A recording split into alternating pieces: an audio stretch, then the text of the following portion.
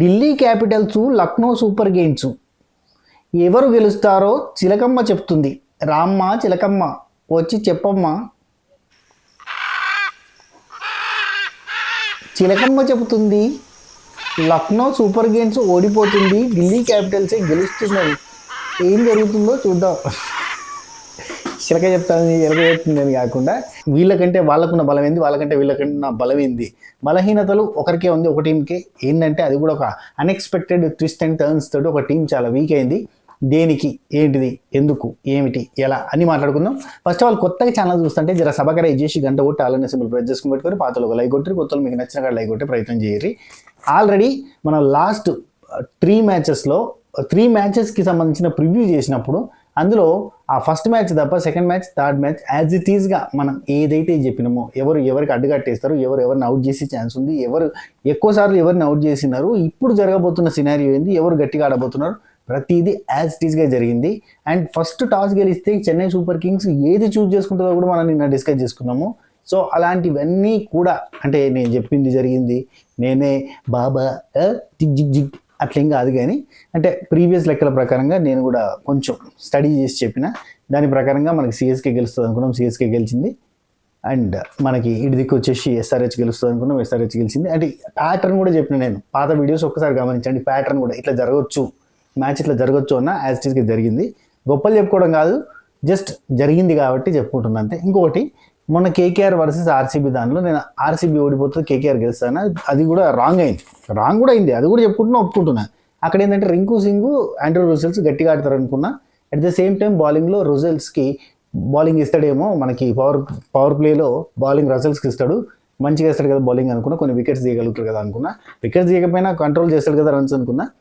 రెండు జరగలేదు, రసెల్స్ ఆడలేదు, సింగిల్ డిజిట్లో అవుట్ అయ్యిండు, రింకు సింగ్ ఆడలేదు, సింగిల్ డిజిట్లో అవుట్ అయిపోయాడు. సో రసెల్స్ బౌలింగ్ వేయలేదు. ఇట్లా కొన్ని జరగడం వల్ల కెప్టెన్ తీసుకున్న కొన్ని నిర్ణయాల వల్ల మనం అనుకున్న తిరిగైతే మ్యాచ్ జరగలేదు. నేను అప్పుడు కూడా చెప్పిన ఈ ప్యాటర్న్లో జరిగితే ఈ టీం గెలుస్తుందని. Okay done. సరే, ఢిల్లీ క్యాపిటల్స్ ఎల్ఎస్జీ. ఇప్పుడు ఎల్ఎస్జీకి ఒక పెద్ద మైనస్ జరిగిందబ్బా. అదేంటంటే ఎల్ఎస్జీలో ఆడాల్సిన ఆవేష్ ఖాన్, ఆకాష్ దీప్ అనవైలబుల్గా ఉన్నారు, వాళ్ళు రావడం లేదు. ఇంజురీల కారణంగా కొంతమంది ఇంకా వేరే కారణాల వల్ల రావడం లేదు. ఇప్పుడు ఆవేష్ ఖాన్ లేడు, ఆకాష్ దీప్ లేడు, మోహిత్ ఖాన్ లేడు, ఆయన ruled out from the IPL 2025. అట్నే మయాంక్ యాదవ్ కూడా half of the season ruled out అయిపోయాడు, అంటే half of the season IPL ఆడతాడు. ఇట్లా 4 ప్లేయర్స్ ఇంజురీ అవ్వడం వల్ల ఈ టీంకి ఒక పెద్ద దెబ్బ ఉంది, అంటే పెద్ద లోట్ అయింది. సో ఆ ప్లేస్ని రీప్లేస్ చేయడానికి వచ్చిన వేరే వాళ్ళు ఉన్నారు, కానీ అంత స్ట్రాంగ్గా ఆడగలుగుతారు అంటే వాళ్ళ టీంకి అలవాటైన players, at the same time బాగా ఆడే ప్లేయర్స్ వాళ్ళు లేరు అన్నప్పుడు కొంచెం ఇబ్బందిగానే ఉంటుంది. అఫ్కోర్స్ ఈ సీజన్లో చాలా చేంజెస్ జరిగినాయి ఐపీఎల్ టీంలో. లాస్ట్ ఇయర్ మనం ఎంఐలో చూసిన వాళ్ళు ఈసారి ఆర్సీబీలో ఉన్నారు, ఈసారి లాస్ట్ ఇయర్ మనం ఆర్సీబీలో చూసిన వాళ్ళు ఇప్పుడు వేరే దానిలో ఉన్నారు. ఎంఐలో చూసిన ఇషాంత్ కిషన్ మనం నిన్న ఎస్ఆర్హెచ్లో దంచి కొట్టడం చూసినాం. సో ఇట్లా చాలా మార్పులు చేర్పులు అయితే జరిగినాయి. సరే, ఇప్పుడు ఢిల్లీ క్యాపిటల్స్లో ఉన్న వాళ్ళలో ఎవరు తోపు, ఎవరు తురుము, ఎవరు గెలిచే ఛాన్స్ ఉంది. లాస్ట్ 3 మ్యాచెస్లో మనం కంపేర్ చేసుకుంటే, జస్ట్ 3 మ్యాచెస్లో కంపేర్ చేసుకుంటే ఢిల్లీ క్యాపిటల్స్ లక్నోకి మధ్యలో జరిగిన 3 మ్యాచ్లో ఢిల్లీ 2 సార్లు గెలిచింది, లక్నో 1 సారి గెలిచింది. జస్ట్ శాంపుల్గా చెప్తున్నా. అండ్ పాయింట్స్ టేబుల్ మనం గమనిస్తే, పోయిన సీజన్ పాయింట్స్ టేబుల్ మనం గమనిస్తే ఢిల్లీ 6th ప్లేస్లో, లక్నో 7th ప్లేస్లో ఉంది. అరే ఢిల్లీ తోపా, అయితే ఢిల్లీయే గెలుస్తుందా, అందుకే నేను లక్నో గురించి అట్లా ఢిల్లీకి లక్నోకి పెద్ద డిఫరెన్స్ లేదు, ఇద్దరు సమ ఉజ్జీల కిందే, ఇద్దరు సేమ్ దొందే అంటారు కదా గట్ల అన్నట్టు. ఎందుకంటే పోయిన సీజన్లో వీళ్ళిద్దరి మధ్యలో నెట్ రన్ రేట్లో 0.3% డిఫరెన్షియేషన్ ఉంది కాబట్టి ఆ జస్ట్ 0.3% ఆఫ్ డిఫరెన్స్కి ఢిల్లీ 6th ప్లేస్లో ఉంది, లక్నో 7th ప్లేస్లో ఉంది. తెలుసుగా మనకు పాయింట్స్ టేబుల్లో కొన్ని టీమ్స్, తోపు టీములు కిందున్న ప్లేసుల్లో కూడా పోయిన సీజన్లో మనం చూసినాం, తోపు టీములు కింద అట్టడుగున ఉన్న సిచ్యువేషన్స్ కూడా ఉన్నాయి.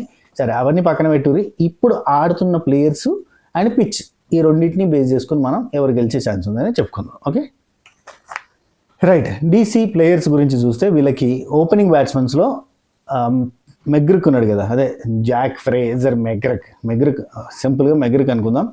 Jack Fraser McGurk and Faf du Plessis వీళ్ళిద్దరూ ఓపెనింగ్ బ్యాట్స్మెన్స్ కింద వస్తారు, అది కన్ఫాము.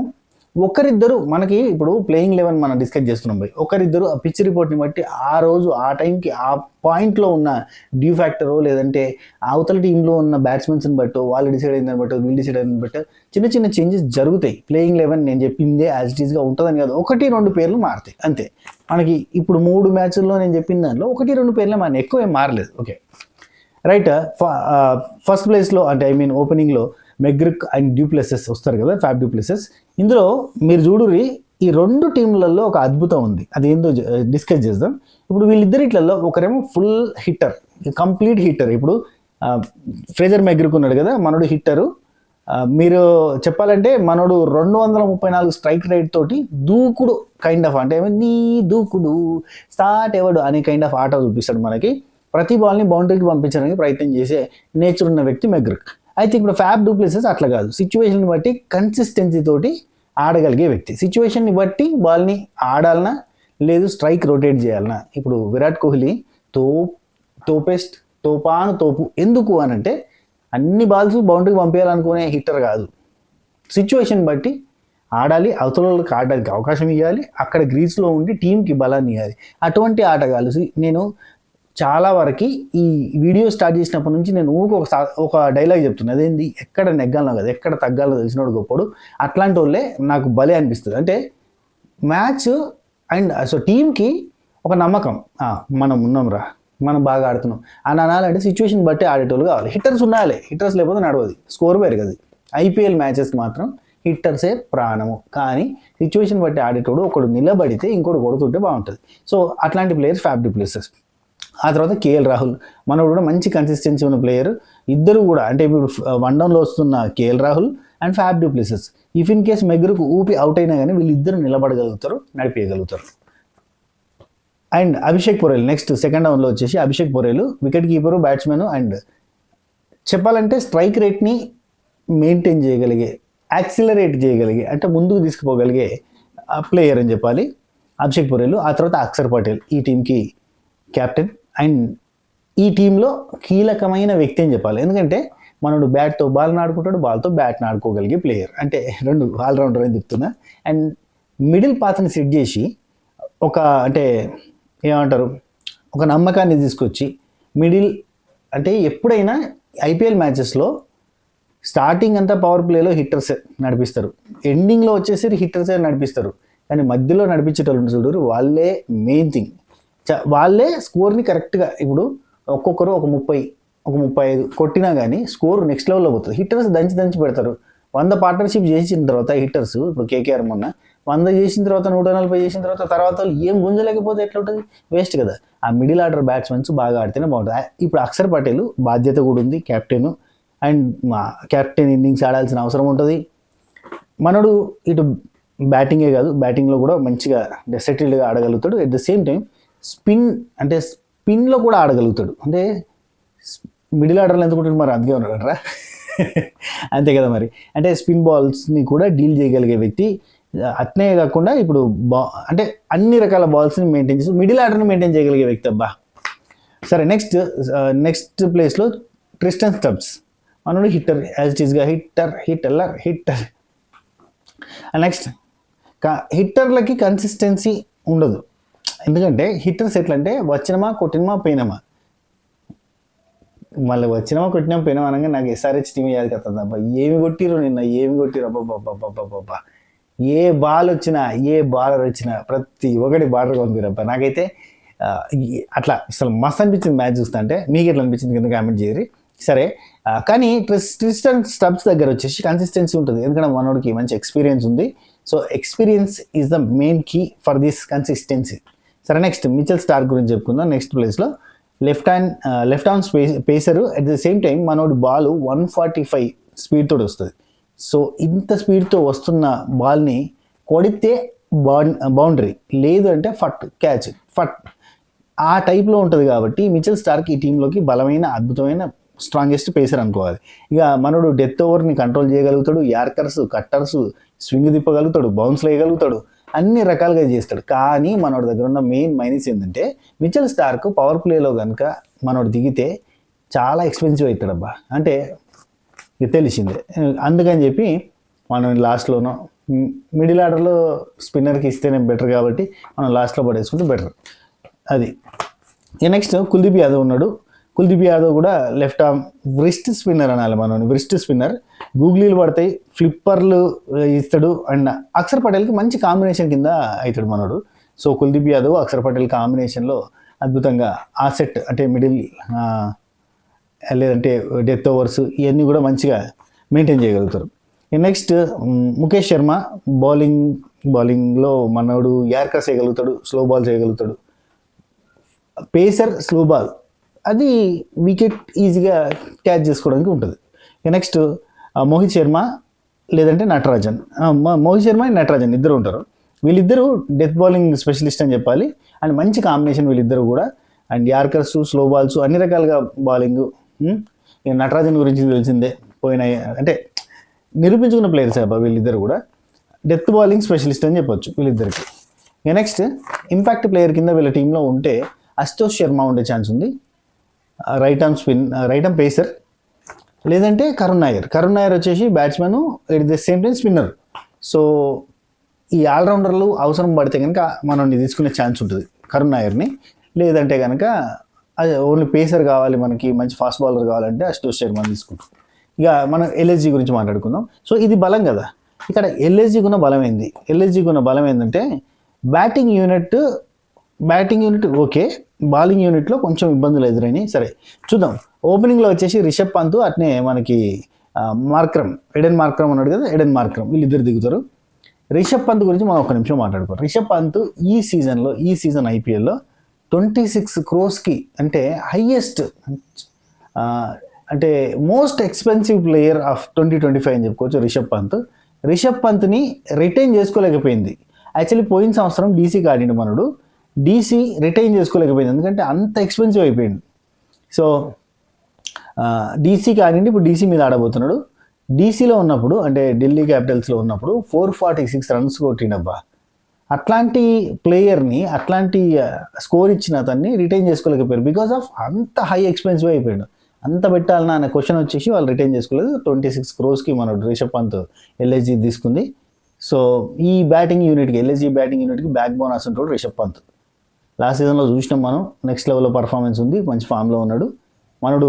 ఇక్కడ ఎల్ఎస్జీ ఒక క్యాలిక్యులేషన్ ఉందబ్బా, నెక్స్ట్ లెవెల్ క్యాలిక్యులేషన్ ఇది ఎట్లా అంటే మనకు ఫస్ట్ ఓపెనింగ్లో Rishabh Pant left hand batsmen and Aiden Markram right hand batsmen. గమనించి 5 చేయండి. సో ఇక్కడ ఎడెన్ మార్క్రమ్ ఓపెనింగ్ మంచి కన్సిస్టెన్సీ పోతాడు. Rishabh Pant consistency plus hitting కూడా ఉంటుంది. సో వీళ్ళిద్దరు కాంబో వస్తుంది. 1 down 2nd down చూడూరి. 1 downలో వచ్చేసి మిచెల్ మార్ష్ వస్తాడు మనడు right hand batsmen. And Nicholas Pooran నెక్స్ట్లో వస్తాడు. నికోలస్ పొరన్ ఏమో లెఫ్ట్ హ్యాండర్. సో ఇక్కడ రైట్ లెఫ్ట్, ఇప్పుడు లెఫ్ట్ లెఫ్ట్ టిక్ చిక్ చిక్ చిక్ మారింది. వీళ్ళిద్దరు మిడిల్ ఆర్డర్లో వచ్చి వీళ్ళిద్దరూ మిడిల్ ఆర్డర్ని యాక్సిలరేట్ చేసి స్కోర్ని పెంచే ప్రయత్నం చేస్తారు. సో ఇక్కడి వరకు బాగుంది, అంటే 2nd down వరకు కూడా బాగున్నది, 4 అయిపోయారు. నెక్స్ట్ రౌండ్లో థర్డ్ డౌన్లో వచ్చేసి ఆయుష్ బదాని వస్తాడు. ఆయుష్ బదాని రైట్ హ్యాండ్. ఆ తర్వాత అబ్దుల్ సమద్ వస్తాడు రైట్ హ్యాండ్. ఆ తర్వాత డేవిడ్ మిల్లర్ వస్తాడు left hand. Right of course right left ఆ టైప్లో మార్చుకుంటూ అంటే బౌలర్స్కి కూడా కొంచెం కన్ఫ్యూజ్ చేసేలాగా. ఇప్పుడు లెఫ్ట్ ఆర్మ్ స్పిన్నర్ ఉన్నాడు అనుకుందాం, రైట్ హ్యాండ్ బ్యాట్స్మెన్ ఉన్నాడు, ఏమవుతుంది, ఉతకగలుగుతాడు లైక్ దట్. అట్లాంటి సిచ్యువేషన్ ఎదురు చేయడానికే ఇప్పుడు అతను రైట్ హ్యాండ్ బౌలర్ ఉన్నాడు కాబట్టి మన ఇద్దరం మార్చుకుందాం స్ట్రైక్ అనుకుంటే ఓ సింగిల్ తీసి మార్చేసుకొని ఉతకడానికి పనికి వస్తుంది అని చెప్పి ఇలా స్కెచ్ చేసుకున్నారు అన్నట్టు. బాగుంది కదా స్కెచ్, కానీ స్కెచ్ అన్నీ కూడా పేపర్ మీద బాగున్నాయి, మరి లైవ్లో వచ్చేసరికి కొంచెం అటు ఇటు అవుతాయి. చూద్దాం ఏం జరుగుద్దో. అయితే ఇక్కడి వరకు ఓకే. ఆ తర్వాత అబ్దుల్ సమద్ గురించి చెప్పిన కదా, మంచి హిట్టరు. సో ఆయుష్ బదాని గురించి చెప్పలేదు. పార్ట్ టైం లెగ్ స్పిన్నర్ గుర్తుంచుకోండి. ఆ తర్వాత మనోడు స్మూత్గా ఆడుతూ టీంని కాపాడగలుగుతాడు, ఇదివరకు కాపాడిన వ్యక్తి కూడా గుర్తుందా మీకు? నికోలస్ పొరన్ గురించి చెప్పిన మంచి హిట్టరు. మిచెల్ మార్ష్ మిడిల్ ఆర్డర్ని సెట్ చేయగలిగేంత అద్భుతమైన బ్యాట్స్మెన్. నికోలస్ పొరన్ వచ్చేసి మంచి హిట్టరు. ఆ తర్వాత ఆయుష్ బదాని వచ్చి part time leg spinner and స్మూత్గా సైలెంట్గా నీట్గా ఆడుతూ ఓ సెట్ చేయడానికి టీంని సెట్ చేయడానికి మనకి వచ్చే వ్యక్తి. ఆ తర్వాత డేవిడ్ మిల్లర్, అబ్దుల్ సమాద్ మంచి hitter, part time leg spinner మనోడు కూడా. డేవిడ్ మిల్లర్ మంచి ఫామ్లో ఉన్నాడు. ఐసీసీ ఛాంపియన్ ట్రోఫీలో కూడా ఎన్ని బాల్స్లో ఉన్నాడు, సెంచరీ చేస్తాడు అబ్బా, బాల్స్ గుర్తులేవు కానీ సెంచరీ చేస్తాడు. సో డేవిడ్ మిల్లర్ కూడా మంచి ఫామ్లో ఉన్నాడు. అయితే Shahbaz Ahmed left hand batsmen and left arm bowler కూడా, స్పిన్నర్, పేసర్ అని వచ్చింది, స్పిన్నర్ మనోడు స్పిన్నర్, వీళ్ళ టీంకి ఉన్న స్పిన్నర్ అనుకోవాలి. ఆ తర్వాత Ravi Bishnoi leg spinner. So ఆ తర్వాత షర్దల్ ఠాకూర్ మంచి పేసరు. వీళ్ళకున్న పేస్లో మెయిన్ ఆప్షన్ అని చెప్పాలి. నిజం చెప్పాలంటే Thakur is the main option for this team. ఇక పవర్ ప్లేలో కొద్ది ఎక్స్పెన్సివ్ అవుతాడు, కొంతమంది పవర్ ప్లేలో ఎక్స్పెన్సివ్ అవుతారు. ఇట్లా అంటే అఫ్కోర్స్ పేసర్స్ పవర్ ప్లేలో ఎక్స్పెన్సివ్ కాకపోతే టీంకి బలము, స్పిన్నర్స్ అవుతారు కానీ పేసర్స్ అయితే కనుక కొంచెం ఇబ్బంది. కానీ వీళ్ళకున్న మెయిన్ పేసరు షర్దల్ ఠాకూర్ అని చెప్పాలి. మనోడి స్పీడ్ గురించి కూడా చెప్పుకుందాం. 130 నుంచి 140 స్పీడ్ మధ్యలో వస్తుంది బాల్, నెక్స్ట్ లెవెల్ అన్నట్టు. కొంచెం పవర్ ప్లేలో మనోడు ఎక్స్పెన్సివ్ అవుతాడు. ఆ తర్వాత వీళ్ళకున్న మైనస్ చెప్పిన కదా ఇంత స్టార్టింగ్లోనే, ఆవేష్ ఖాన్, ఆకాష్ దీప్, మోహిస్ ఖాన్, అట్నే మయాంక్ యాదవ్, ఈ నలుగురు లేరు. సో ఈ నలుగురు లేని లోటుని తీర్చడానికి ఇంకొంతమంది వచ్చారు కానీ మరి అంత ఈక్వల్గా తీర్చుతారు అనేది ఒక question mark. So Akash Singh వచ్చిండు. ఆకాష్ సింగ్ వచ్చేసి left arm fast bowler. Consistency లేదు. అంటే కన్సిస్టెన్సీ అంటే ప్రతి మ్యాచ్లో కూడా మినిమం తక్కువ రన్స్, ఇన్ని రన్స్ ఇచ్చిండు, ఇంత స్కోర్ ఇచ్చి దీంతోపాటు ఇన్ని వికెట్లు తీసిండు అనే తట్టుగా లేకుండా ఒక దానిలో ఇస్తే మొత్తం సమర్పై అని ఇచ్చేసి ఇంకో దానిలో కంట్రోల్ చేసినా కానీ కన్సిస్టెన్సీ లేని కిందే వస్తుంది. అయితే అంటే ఎట్లుండాలంటే ఇప్పుడు వీళ్ళు సీనియర్ ఎక్స్పీరియన్స్ ప్లేయర్స్కి నార్మల్ వాళ్ళకి డిఫరెన్స్ ఒకటి ఉంటుంది. అదేంటంటే అవతల వ్యక్తిని ప్రెజర్లో పెట్టడం. ఇప్పుడు 2-3 రకాల లాజికల్ చేస్తారు. ఇప్పుడు వైట్ చేసినట్టు చేసి మంచిగా టార్గెట్ చేసి స్మూత్గా ఇచ్చినట్టు ఇచ్చి ఎడ్జ్ దాకా తడి చేసి క్యాచ్ లేకపోతే చేయడానికి ప్రయత్నం చేస్తుంటారు. లేదు మొత్తం యార్కర్లో, లేదు మొత్తం ఆగమాగం చేసి కొట్టరానియకుండా చేసి వాడిని టెన్షన్ పెడతారు. సో అట్లాంటి ప్రెజర్కి గురి చేస్తే, అంటే బాల్తో బ్యాట్స్మెన్కి ప్రెజర్ని గురి చేసే ఆ బౌలింగ్ టెక్నిక్స్ తెలిసినోడే, అంటే ఎక్స్పీరియన్స్తో వచ్చే మ్యాటర్, అది అందరికీ ఉండదు. సో ఆకాష్ సింగ్కి అంతగా బ్యాట్స్మెన్ని ప్రెజర్లో పెట్టేంత స్కిల్ లేదు అనేది ఒక పాయింట్. నెక్స్ట్ ప్రిన్స్ యాదవ్ గురించి మాట్లాడుకోవాలి. ఇప్పుడు ఆకాష్ సింగ్ అన్న ప్రిన్స్ యాదవ్ అన్న వీళ్ళిద్దరిలో ఒకరే ఉంటారు. సో ప్రిన్స్ యాదవ్ లేదంటే చెప్పలేమబ్బా, ప్రిన్స్ ఇద్దరు ఉండే ఛాన్స్ ఉంది. అక్కడ నలుగురు క్లీన్ స్వీప్ అయ్యారు కాబట్టి లేరు కాబట్టి Prince Yadav carrom ball specialist, right hand batsmen, half break bowler. So మనోడు ఓకే. ఆ తర్వాత సిద్ధార్థ్ కులకర్ణి అని ఉన్నాడబ్బా. సిద్ధార్థ్ కులకర్ణి మనోడు medium, actually right hand batsmen, right arm medium bowler. అయితే మనోడి దగ్గర ఒకటి ఉందబ్బా, చెప్తా. మనోడు బాగానే యూజ్ అవుతాడు వీళ్ళ టీంకి. ఏంటంటే మనోడు డిఫెన్స్ ఆడతాడు, సాలిడ్ డిఫెన్స్ ఆడతాడని చెప్పాలి. నెక్స్ట్ లెవెల్లో డిఫెన్సివ్గా ఆడగలిగే batsmen and carrom ball specialist, అట్లాంటి స్పెషలైజ్డ్ బాల్స్ వేయడంలో దిట్ట, off break bowler. So right arm off break bowler. So ఈ రెండు వీళ్ళ టీంకి పనికొచ్చే థింగ్సే, ఎందుకంటే అక్కడ నలుగురు లేరు కాబట్టి చెప్తున్నా. సో ఇది ద మ్యాటర్. ఇప్పుడు మీరేమంటారు చెప్పండి. ఇప్పుడు పిచ్ రిపోర్ట్ గురించి మాట్లాడుకుందాం కానీ దానికంటే ముందే ఇప్పుడు వీళ్ళల్లో ఉన్న బలం, అంటే ఎల్ఎస్జీకి ఉన్న కొంతమంది, అంటే టీమ్గా సెట్ అయిన తర్వాత వాళ్ళతో ఉన్న ఒక ర్యాపు అండ్ ఉన్న వీళ్ళ స్కిల్ ఇది అనే పాయింట్ ఉంటుంది కదా. ఈ పాయింట్ వచ్చిన తర్వాత ఇప్పుడు వాళ్ళు లేరు, వీళ్ళతో ఆడాలి అన్నప్పుడు కొంచెం టెన్స్ అవుతుంది. అఫ్కోర్స్ ప్రాక్టీస్ మ్యాచెస్ ఆడే ఉంటారు, వాళ్ళకి తెలిసే ఉంటుంది, ఇబ్బంది ఏం లేదు. కానీ చెప్తున్నా, నాకు తెలిసి అయితే పోయిన సీజన్ కంటే ఈ సీజన్లో ఇప్పుడు ఎల్ఏజీకి ఒక మైనస్ ఉంది. సో ఇది మైనస్గా మారి అండ్ ఇప్పుడు ఎక్స్పీరియన్స్ ఉన్న ప్లేయర్స్ లేకపోవడం వల్ల ఎల్ఏజీ ఓడిపోయి డీసీ గెలిచే ఛాన్సెస్. ఇప్పుడు చూస్తే కనుక పిచ్ అయితే ఇది బ్యాటింగ్కి హెల్ప్ చేస్తుందని చెప్పలేం, బౌలింగ్కి కూడా పెద్దగా హెల్ప్ చేస్తుందని చెప్పలేం. స్పిన్నర్స్కి okay, decent help for spinners, only స్పిన్నర్స్కి కొంత డీసెంట్ హెల్ప్ ఉంటుంది.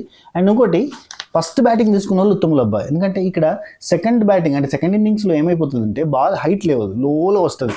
సో దాంతో ఫస్ట్ బ్యాటింగ్ తీసుకున్న వాళ్ళు గెలవడానికి ఎక్కువ ఛాన్స్ ఉంటుంది. వాళ్ళే ఉత్తములు, వాళ్ళే బెటర్ ఆప్షన్లో ఉంటారు. సెకండ్ బ్యాటింగ్ చేసే వాళ్ళకి ఏమైపోతుందంటే వాళ్ళు చేసింగ్ చేయడం చాలా కష్టమవుతుంది. ఈ గ్రౌండ్లో ఇదివరకే, అంటే పోయిన సీజన్ కంటే ముందు వరకు కూడా మామూలుగా టిపికల్ స్కోర్ యావరేజ్ ఎట్లుందంటే 160 to 170 ఉంది.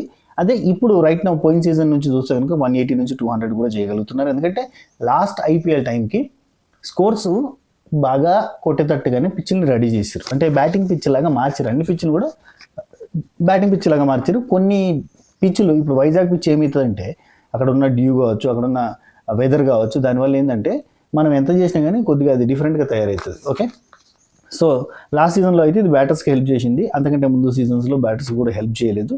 అండ్ స్పిన్కి కొంత హెల్ప్ అవుతుంది, అంటే ఫాస్ట్ బౌలర్స్కి కొంచెం డిఫికల్ట్గానే ఉంటుంది. ఫస్ట్ బ్యాటింగ్ చేసిన వాళ్ళకి కంఫర్టబుల్గా ఉంటుంది, సెకండ్ బ్యాటింగ్ చేసిన వాళ్ళకి డిఫికల్ట్గా మారే సిచ్యువేషన్ ఉంటుంది. సో ఇది మీరు ఈ మ్యాచ్ ఎవరు విన్ అవుతారు అనేది కంపల్సరీగా ఒక క్లారిటీకి రావాలంటే టాస్ గెలిచిన తర్వాత అంటే టాస్ గెలిచిన వాళ్ళు బ్యాటింగ్ ఫస్ట్ చూస్ చేసుకుంటే ఆ టీం గెలవడానికి ఎక్కువ ఛాన్స్ ఉంది. అది ఢిల్లీ క్యాపిటల్ అయితే 100% ఛాన్స్ ఉంది. అదే టాస్ గెలిచిన తర్వాత ఒకవేళ ఇప్పుడు ఢిల్లీ క్యాపిటల్స్ వాళ్ళు టాస్ గెలిచి వాళ్ళు బ్యాటింగ్ మేము బౌలింగ్ చేస్తాము, బ్యాటింగ్ చేజ్ చేస్తామేమో అని అనుకుంటే కనుక పప్పులో కాలేసినట్టు. అంటే వాళ్ళకి 100% వినే ఛాన్సెస్ ఉండకపోయే సిచ్యువేషన్స్ ఉన్నాయి. అంటే ఎల్ఎస్జీ వాళ్ళు ఫస్ట్ బ్యాటింగ్ చేసి మంచి స్కోర్ని, డీసెంట్ స్కోర్ని సెట్ చేసి పెడితే దాన్ని చేజ్ చేయడం కష్టమవుతుంది, చాలా కష్టమవుతుంది. ఎందుకంటే మళ్ళీ ఒకవేళ ఎల్ఎస్జీ వాళ్ళు ఫస్ట్ బ్యాటింగ్ చేయకుండా ఎల్ఎస్జీ వాళ్ళు సెకండ్ బ్యాటింగ్ చేసి ఫస్ట్ బ్యాటింగ్ ఢిల్లీ క్యాపిటల్ చేసి డీసెంట్ స్కోర్ చేసి పెడితే ఎల్ఎస్జీ వాళ్ళకి కొంత బలం కూడా లేదు, ఇప్పుడు బౌలర్ సైడ్ నుంచి కూడా సపోర్ట్ గట్టిగా లేదు అని చెప్పాలి. నలుగురు లేరు ప్లేయర్స్, రెగ్యులర్గా ఆడే ప్లేయర్స్, కాబట్టి వాళ్ళకి ఏమవుతుందంటే డీసీ గెలవడానికి చాలా ఈజీ అది అయిపోతుంది. ఇప్పుడు మీరు క్లారిటీగా గమనించండి, if in case Delhi Capitals first batting చేసింది అనుకోండి, ఈజీగా ఢిల్లీ క్యాపిటల్స్ గెలిచే ఛాన్సెస్ ఎక్కువగా ఉన్నాయి. అదే ఢిల్లీ క్యాపిటల్స్ ఫస్ట్ బౌలింగ్ చేసింది అనుకోండి, అప్పటికీ ఢిల్లీ క్యాపిటల్స్ గెలవడానికి డీసెంట్ ఛాన్సెస్ ఉన్నాయి, ఎందుకంటే వీళ్ళ సైడ్ బౌలర్స్లో ఇబ్బంది ఉంది. అదే ఎల్ఎస్జీ గెలవడానికి ఓ 20% ఛాన్సెస్, ఢిల్లీ గెలవడానికి 80% ఛాన్సెస్ ఉన్నాయి. ఇది అర్థమైంది కదా. టోటల్గా ఆటోమేటిక్గా ఢిల్లీ గెలుస్తుంది అని నేను చెప్పట్లేదు, 20% ఎల్ఎస్జీ కూడా ఉంది. ఎందుకంటే ఐపీఎల్ మ్యాచ్లో ఎవడైనా ప్రిడిక్షన్ చెప్తున్నాడు అని అంటే కనుక వాడిని పోయి కొట్టుర్రి. ఎందుకంటే ప్రిడిక్షన్ మనం అస్సలు 100% గెలిచాలి, 100% అన్నీ కొట్టుర్రి. మామూలుగా ప్రిడిక్ట్ చేసిన ఏమనుకుర్రి, 100% నేను చెప్పిందే జరుగుద్ది అంటే మాత్రం కూతుకోరు, ఏం పర్లేదు. ఎందుకంటే ఎవ్వరూ గెలిచేయలేరు. ఐపీఎల్లో ఉన్న ప్రతి ప్లేయర్ కూడా కోట్లు ఇచ్చి కొంటారు, వాళ్ళు ఊరికనే కోట్లు ఇచ్చి కొన్నారు, అందరూ స్ట్రాంగ్ ప్లేయర్స్ని కొంటారు. ఒకరోజు షైన్ కాకపోయినా ఇంకో షైన్ అయ్యే సిచ్యువేషన్స్ ఉంటాయి. నిన్న సిమర్జిత్ సింగ్ ఏ మేషిండ్ బౌలింగ్ అద్రిపోలే. అట్లా ఎప్పుడు ఇషాన్ కిషన్ పోయిన సీజన్లో చక్కగా ఆడలేదని చెప్పి వాళ్ళ మెయిన్ టీం ఇషాన్ కిషన్ని తీసుకోలేదు, రిటైన్ చేసుకోవడానికి ఇష్టపడలేదు. ఇప్పుడు రిషబ్ పంత్ అంటే అంత హై బడ్జెట్ ఉందని చెప్పి ఇలా టీం తీసుకోలేదంటే రిషబ్ పంత్ కూడా అర్థం చేసుకుంటాడు. ఇషాన్ కిషన్ని తీసుకోకపోయేసరికి బాగా బాధ అనిపించింది ఆయనకి, రిటైన్ చేసుకోలేదని. ఇటు వచ్చిండు, ఎట్లా ఆడిండు, చుక్కలు చూపించిండు. పోయిన ఇయర్ ఫామ్లో లేడు, ఈ ఇయర్ కూడా ఫామ్లో లేడని అనుకుంటాం కదా, కానీ కాదు కదా. అదరగొట్టిందా లేదా, సెంచరీ చేసిందా లేదా, ఆ టైప్లో ఉంటుంది ముచ్చట. కాబట్టి ఇక్కడ ఎవరిని గెలిచేయలేం, వీళ్ళు గెలుస్తారని అస్సలు చెప్పలేం. అందరూ రెడీగా ఉంటారు దున్నుదాం అని చెప్పి, కొంచెం అటు ఇటు అయ్యి కాలు స్లిప్ అయ్యి దున్నలేకపోతారు కావచ్చు, కానీ ఓవరాల్గా ప్రతి ఒక్కరు కూడా సత్తా ఉన్న ప్లేయర్సే. అల్లాటప్ప ఓళ్ళని కోట్లు ఇచ్చి కొనుక్కోరు వీళ్ళు, ఓకేనా. మనకంటే వాళ్ళు తెలుగు కల్లోళ్ళే కదా పైసలు పెట్టేటోడు. చూస్తున్నా నీకు నాకే ఇంత ఆలోచనలు ఉంటే పైసలు పెట్టి కొనుక్కునేటోడు ఎంత చేస్తాడు, అది. సో అందరూ మంచి ప్లేయర్సే, కానీ ఇప్పుడున్న సిచ్యువేషన్ని బట్టి చూస్తుంటే ఫస్ట్ బ్యాటింగ్ చేసిన వాళ్ళు గెలిచే ఛాన్స్ ఉంది. అండ్ మొన్న 2 రోజులు వర్షాలు పడడు, దానికి కూడా కొంత గ్రౌండ్ డిఫరెంట్గా తయారై ఉంటుంది. ఖచ్చితంగా ఫస్ట్ బ్యాటింగ్ చేసిన వాళ్ళకి కొంత ఈజీ అవుతుంది, ఫస్ట్ బ్యాటింగ్ చేసిన వాళ్ళకి. అది ఢిల్లీ చేస్తే ఇంకా ఈజీ అవుతుంది, ఆపోజిట్ టీం కొంచెం వీక్గా తయారైంది కాబట్టి. అది అంతే, అదిడా మ్యాటర్, ఓకేనా. ఉంటా, టాటా బై బై. చెప్పే ముందు ఒక మాట, సబ్స్క్రైబ్ చేయకపోతే సబ్స్క్రైబ్ చేసి గంట కొట్టి అలానే సింబల్ ప్రెస్ చేసుకుని పెట్టుకో. అట్నే మన ఛానల్ని ఎవరికైనా మీ ఫ్రెండ్స్కి కొంచెం చెప్పు, బాగా చెప్తాడు సీనియర్ 65 మరి తోపుతురుం కానని చెప్పి నలుగురికి చెప్పరాదు, తప్పేం లేదు కదా. లాస్ట్ దాకా ఇక్కడ దాకా చూసినావంటే నువ్వు చాలా చాలా చాలా మంచోడివి. Thank you so much. నువ్వు నాకు లైక్ కొట్టు, నేను నీకు లైక్ కొడతా, కామెంట్ పెట్టు, ఓకేనా. ఉంటా, బాయ్.